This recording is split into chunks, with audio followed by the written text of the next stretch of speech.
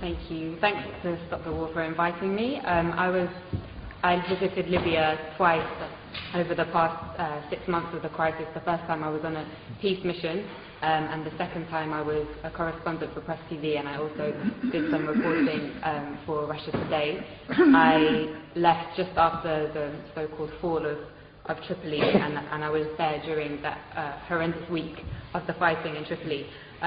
Dan, I think, really well contextualized how the war in Libya is a war on Africa. But I'd just like to add something. Dan mentioned how NATO have been targeting the over 100,000 soldiers in Libya, but there were also thousands of ordinary men and women. There were a lot of women who volunteered since the beginning of the crisis to defend their country, and they were armed by the government. And during that week in Tripoli when the fighting began, I witnessed how ordinary men and women took up the weapons that they had been trained to use during that 6 months to defend their country. So I'm going to, as a journalist, I'm going to talk a little bit about the role of the media, and this has been an incredible media war. Dan alluded strongly to the criminalization of the Libyan government and Gaddafi. So the media said that thousands of people were about to be killed in Benghazi, but they never showed us any evidence. They said that 6,000 people had been killed by the government. Human rights organizations have confirmed that approximately 250 have died from both sides. They said that the Libyan government was attacking its own people from the air, and Russian intelligence satellites have since shown us that this was impossible. They said that the government was hiring mercenaries from elsewhere in Africa. They never showed us the evidence. Instead, we saw the videos of black Libyans and other black Africans being lynched in public squares by NATO's ground troops, the rebels, with scores of people filming on their mobile phones and Western special forces looking on. They said that Gaddafi was hated by his people, but they never showed us the 1.7 million people in a country of 6 million in Green Square on July the 1st, or the masses in Tarhuna, in Sabha, in Beni Walid, in Sirte, and across the country who demonstrated to pledge their allegiance to their leader and to the Jamahiriya. They never showed us the masses, as I said, of ordinary men and women who had accepted the government's offer of weapons to defend their families, neighborhoods, and country from people who wished to condemn them to enslavement, to imperialism. They said they were targeting Gaddafi's military forces. They ignored the 33 children, 32 women, and 20 men who I saw buried in the small and traditional port town of Majer in Zlitan in early August. They said on August 20th or the 21st that Tripoli fell without resistance. But they didn't tell us that in 12 hours alone, 1,300 people were massacred in that city and 900 were injured.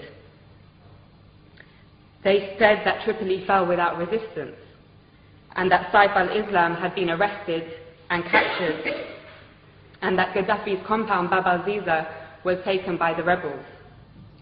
But despite that, Saif al-Islam himself showed up in the hotel where I was trapped and took a group of journalists outside to see with their very own eyes.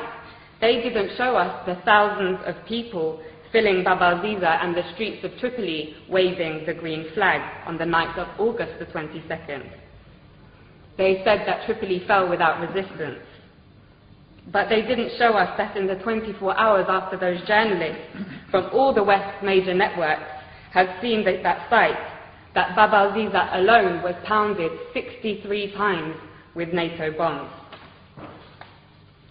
They didn't show us how all the gatherings of the people to defend their capital from those who wished to send them back to the times of colonial puppet King Idris were attacked with missiles and Apache gunships. They didn't show us how the brave people of Abu Slim, the poorest area in Tripoli, and the staunchest area of support for Gaddafi, resisted for 5 days until on August 24th, NATO attacked anything that moved and piles of bodies lined the streets. They told us that the country was liberated. 6 weeks later, the rebels have conceded that they won't be able to move their headquarters to the capital. And that the rebels have confirmed, I think it was today, that they won't be able to take Bani Walid, and Sirte also remains strong. So, Gaddafi, mass murderer, hated by his people so much that they would beg NATO to bomb their own country, hated so much that the capital city fell without resistance.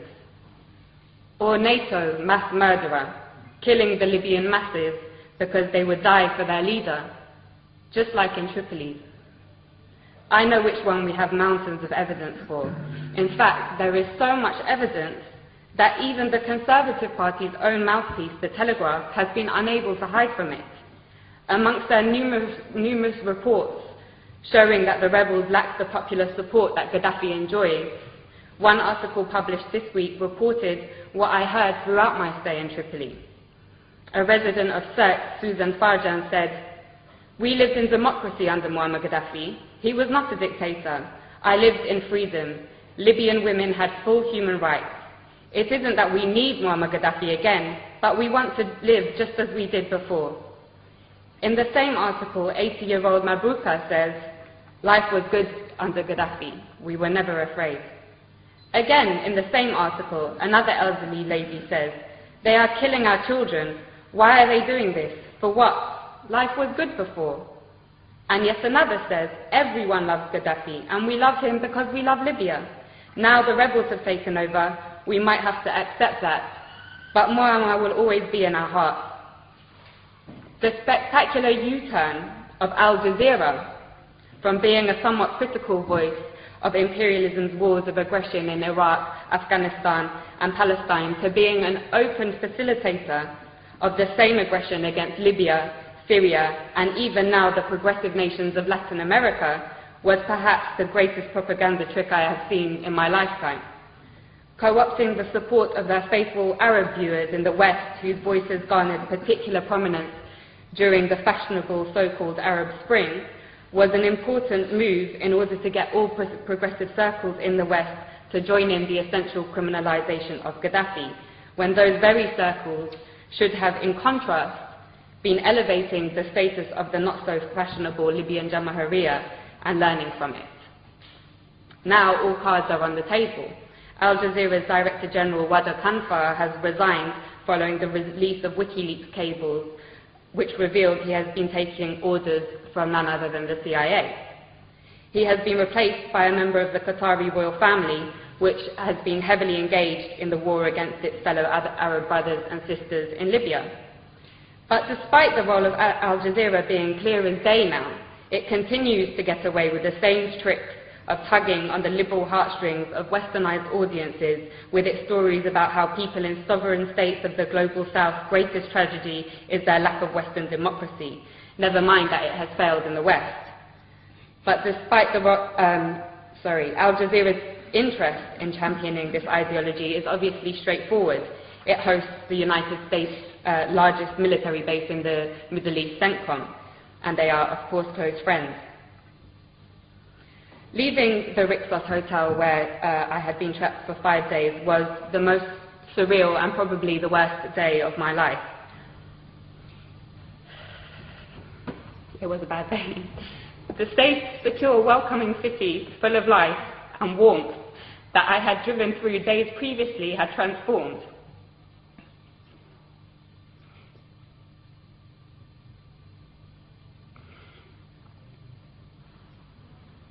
It lay in ruins, and you could not look in any direction without seeing guns or heavy weaponry. Many people had gone into hiding, been killed, and thousands of others had fled. And the people that I knew who remained, who had been the very people who had helped me to learn about the glorious recent history of Gaddafi's Libya, were inevitably traumatized and in a complete state of shock. Libya reached a point, as Dan said, of having the highest standard of living in Africa, a high level of literacy, universal healthcare, and free university education, a high status for women in society and the greatest degree of equality for the large black population in the whole of North Africa and the Middle East.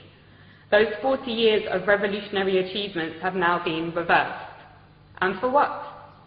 A year ago, after crippling wars in Iraq and Afghanistan, and with the growing economic crisis of the imperialist nations, it seemed a remote possibility that the West would have the capacity to embark on another costly and embarrassing war. It seemed that the hegemony of the West was rapidly on its way out. But as Gaddafi's close brother Hugo Chavez said in his recent letter to the United Nations General Assembly, right now there is a very serious threat to global peace, he said. A new cycle of colonial wars which started in Libya with the sinister objective of refreshing the capitalist global system. End quote. He knows that his country will be targeted in that cycle, with the very same model that they used against Libya and are now using against Syria. In the absence of an effective anti-imperialist media that can challenge and preempt the tricks of imperialism through its global media, it is the role of all progressive people to champion the sovereign states of the global south who, like Libya and Syria, are a thorn in the side of the West. Otherwise, they will be picked off one by one to add fuel to the dying fire of imperialism. And on that note, I want to end with my wholehearted thanks to the heroic green Libyan resistance, which continues to amaze the world in their ability to stave off the world's most powerful military machine. As Gaddafi said, not only are they defending Libya, but also Syria, Iran, Algeria, the African continent, and the entire global south. Thank you.